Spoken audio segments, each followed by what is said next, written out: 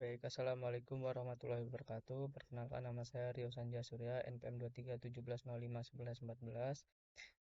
Pada kesempatan kali ini saya akan membuat latihan soal pada mata kuliah TBO yang diampu oleh Bapak dosen PBIK Febriansyah.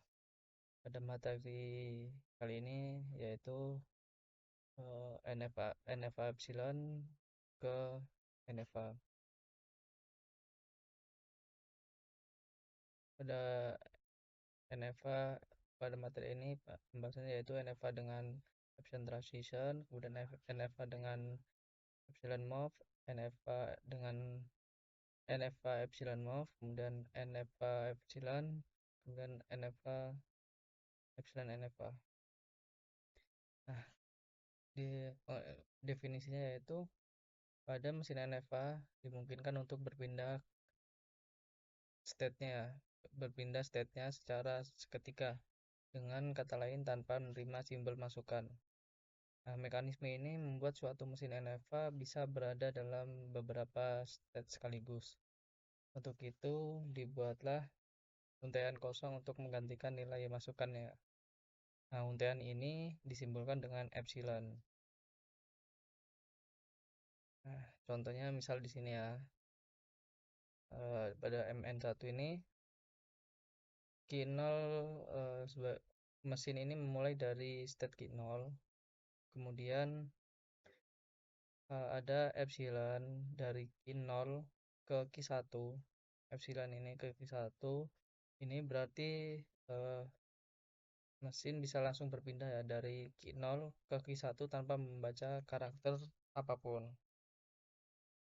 Nah, dari Q1 ini membaca inputan A untuk berpindah ke Q2. Nah, untuk membaca, kemudian Q3 ini Q2 menambah inputan B ke Q3. Nah, Q3 ini sebagai final state-nya ya, karena ada di sini ada bulatan double-nya. Nah, string yang diterima MN1 ini adalah string yang memiliki inputan B ya. Minimal B ini atau string yang dimulai dengan A, misalnya A ini. Oke, lanjut. Nah, di sini ada epsilon closure yang artinya ini sebuah himpunan state yang dapat dicapai dari suatu state tanpa menerima masukan.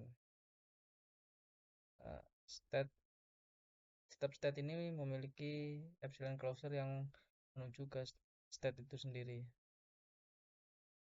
Nah, langkah-langkahnya untuk mengubah dari NFA epsilon menjadi NFA itu ada 6 langkah ya. Yang pertama, dibuat dulu tabel transisi epsilon NFA-nya. Kemudian yang kedua, tentukan epsilon closure-nya untuk setiap state. Nah, yang ketiga ini mencari setiap fungsi transisi hasil perubahan dari epsilon NFA ke NFA. Ini ada rumusnya. Untuk mencari state inputan ini dan closure dalam kurung state-nya closure state input. Yang keempat, buat tabel transisi NFA berdasarkan hasil langkah 3. Nah, setelah hasil ini dari langkah ketiga ini dibuat tabel transisi NFA-nya.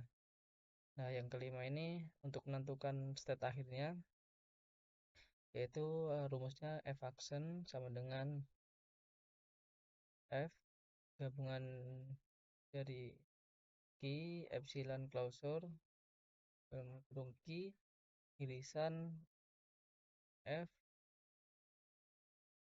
tidak sama dengan 0. Oke. Yang keenam ini buat diagram dari label transisi hasil langkah keempat ini.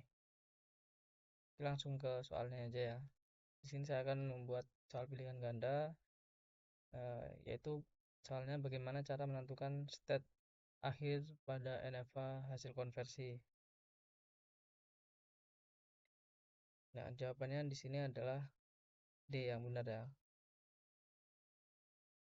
karena untuk menentukan state akhir kita perlu menambahkan, yaitu rumusnya F action, F gabungan Q epsilon Q irisan F tidak sama dengan 0.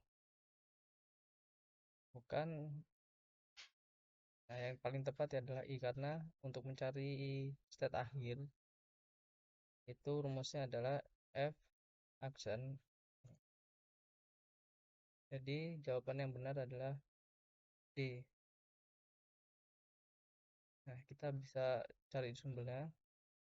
Nah, mengapa yang semua state awal terjadi state akhir ini salah? Karena state awal tidak otomatis menjadi akhir kecuali epsilon closure dari state awal mengandung state akhir. Nah, yang B itu salah karena hanya memasukkan state akhir lama, padahal ada kemungkinan state baru juga harus dianggap akhir. Yang C salah ini karena tidak semua state menjadi akhir, hanya yang closure-nya bisa mencapai akhir. Nah, ini juga kan jawabannya diperkuat dari pada referensi PPT mata kuliah ini ya. Untuk mencari state akhirnya, ini adalah rumusnya. Mungkin cukup sekian yang dapat saya sampaikan. Kurang lebihnya saya mohon maaf. Saya akhiri. Wassalamualaikum warahmatullahi wabarakatuh.